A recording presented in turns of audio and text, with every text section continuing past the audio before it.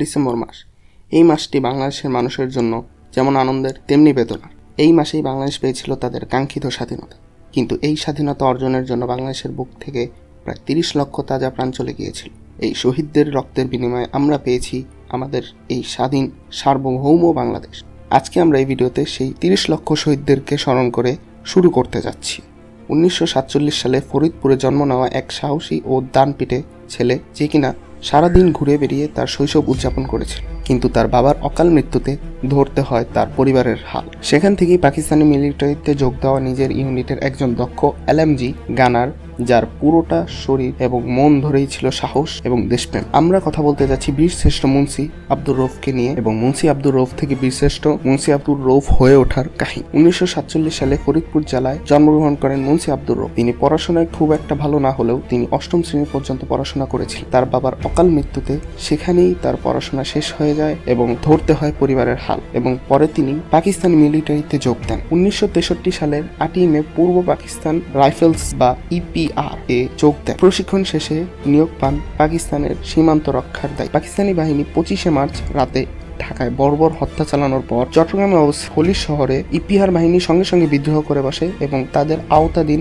সকল অবাঙালি অফিসারদের গ্রেফতার, এবং তখন থেকেই ইস্ট বেঙ্গল রেজিমেন্ট এবং ইপিআর ইস্ট পাকিস্তান রেজিমেন্ট সিদ্ধান্ত নেয় যে তারা চট্টগ্রাম বিমানবন্দর দখলে নিয়ে যাবে এবং পাকিস্তানি সেনাবাহিনীদের কোনো সদস্য পাঠাতে না পারে। এর সাথে সাথে তারা চট্টগ্রামে প্রবেশ করার মতো রাস্তা ও ব্রিজগুলো ব্লক করার চিন্তা ভাবনা করে। এমনকি প্রয়োজন বোধে চট্টগ্রামের সাথে সংযুক্ত একমাত্র ব্রিজটিও বোমা বিস্ফোরণের মাধ্যমে ধ্বংস করবে বলে মনস্থির করেছিল। এই রাস্তা ও ব্রিজ দখলের দায়িত্বে যারা ছিলেন তাদের একজন হলো এই মুন্সি আব্দুর রউফ। 8 এপ্রিল পাকিস্তানি সেনাবাহিনী 2 নং কমান্ডো ব্যাটালিয়নের 2 কোম্পানি সৈনিক, 7টি স্পিড বোট ও 2টি লঞ্চ সহযোগে রাঙামাটি মহালছড়ি নৈপথ্যে আশপাশে অবস্থানরত মুক্তিবাহিনীর উপর আক্রমণ চালায়। পাকিস্তানি সৈন্যরা মুক্তিবাহিনীর অবস্থান আঁচ করে লঞ্চ থেকে তাদের অবস্থানের ওপর মর্টারে গোলাবর্ষণ শুরু করে। এই সময় মুন্সি আব্দুর রউফের কাছে তেমন কোনো ভারী অস্ত্র না থাকায় তারা কোনো প্রতিরোধ গড়ে তুলতে পারেনি। তাই তারা কয়েক মাইল পিছিয়ে পুনরায় একটি অ্যাম্বুশের অপেক্ষা করতে থাকে। মুন্সি আব্দুর রউফ ও তার দল পিছনে সরে যাওয়ার কারণে ব্রিগেডিয়ার ইকবাল শফি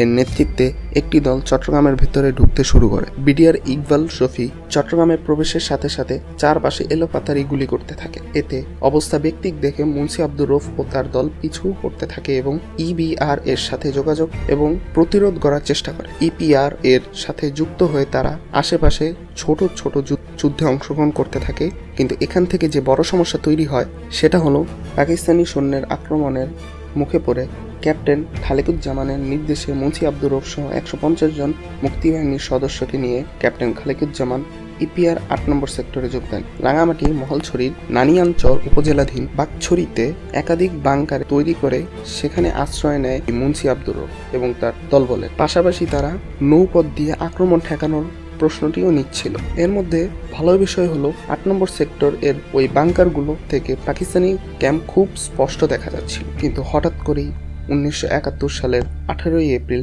রাঙামাটি মহলছড়ির নৈপথে পাকিস্তানি স্কোয়াড মুক্তিবাহিনীর প্রতিরক্ষামূলক অবস্থান চিহ্নিত করে। তারা মুক্তিবাহিনীর প্রতিরক্ষা অবস্থানে 7টি স্পিডবোট ও 2টি লঞ্চ নিয়ে হামলা করে। ততক্ষণে 8 নম্বর সেক্টরের মুক্তিবাহিনী সকল সৈন্যরা বুঝতে পেরেছিল পাকিস্তানিরা তাদের অবস্থান সম্পর্কে শতভাগ নিশ্চিত। তখন নিজেদের রক্ষা করতে তাদের কাছে থাকা অস্ত্রগুলো দিয়ে পাকিস্তানিদের প্রতিহত করার চেষ্টা হচ্ছিল। পাকিস্তানিদের টানা আক্রমণের ফলে মুক্তিবাহিনীর সৈন্যদের মধ্যে একটি বিশৃঙ্খলা দেখা যায়। ক্যাপ্টেন খালেকুজ্জামান বুঝতে পারেন পাকিস্তানিদের অত্যাধুনিক অস্ত্রের সামনে মুক্তিবাহিনীর সামান্য অস্ত্র দিয়ে বেশিক্ষণ টিকে থাকা সম্ভব হবে না। ঠিক তখনই বাদে আরেকটি সমস্যা। এখান থেকে বেরোতে হলে কোনো এক সিপাহীর খুবই প্রিসাইজ কভার ফায়ারিং লাগবে। ক্যাপ্টেন খালেকুজ্জামান যখন এটি নিয়ে চিন্তা করেন তখন মুন্সি আব্দুর রউফ বলে ওঠেন, স্যার আমি কভার ফায়ারিং দিচ্ছি, আপনি সকলকে নিয়ে নিরাপদে সরে যান। এই কথা শুনে ক্যাপ্টেন খালেকুজ্জামান কিছুটা চিন্তিত হয়ে পড়েন, কারণ তিনি জানেন এখান থেকে যে কভার ফায়ারিং দিবে তার বেঁচে ফেরাটা প্রায় অসম্ভব। ক্যাপ্টেনের মনের ভাব বুঝতে পেরে মুন্সি আব্দুর রউফ আবার বলে ওঠেন, স্যার আমি এই দলের সবচেয়ে ভালো এলএমজি চালক, এই গান আমার চেয়ে কেউ ভালো চালাতে পারবে না, তাই আপনি সময় নষ্ট না করে দ্রুত সবাইকে নিয়ে নিরাপদে চলে যান।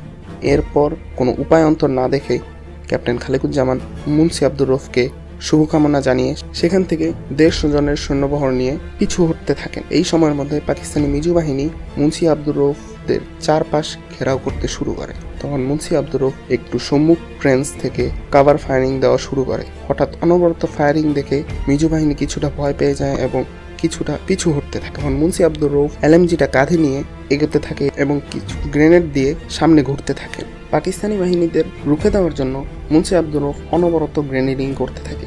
এর কারণে মিজু বাহিনীর বেশ কিছু সৈন্য মারা যায়। মুন্সি আব্দুর রৌফ আবার একটি স্থানে গিয়ে অনবরত এলএমজি গান এবং গ্রেনেডিং করতে থাকে। এতে বেশ কিছু পাকিস্তানি সৈন্য মারা যায় এবং তাদের লাশ পানিতে ভেসে যায়। পাকিস্তানি বাহিনীরা আতঙ্কিত হয়ে তারাও গ্রেনেডিং করতে থাকে। একটা সময় গিয়ে পাকিস্তানি বাহিনীর ছোড়া একটি গ্রেনেড সোজা এসে ফাটে মুন্সি আব্দুর রৌফের শরীরে। তৎক্ষণাৎ মুন্সি আব্দুর রৌফের দেহ ছিন্ন বিচ্ছিন্ন হয়ে যায়, থেমে যায় কাভার ফায়ার। ততক্ষণে নিরাপদে আশ্রয় নিতে সক্ষম হয় ক্যাপ্টেন খালেকুজ্জামান সহ বাকি 150 সৈন্যরা। এরপরেও কিছুক্ষণ গ্রেনেডিং করতে থাকে মুন্সি আব্দুর রৌফ।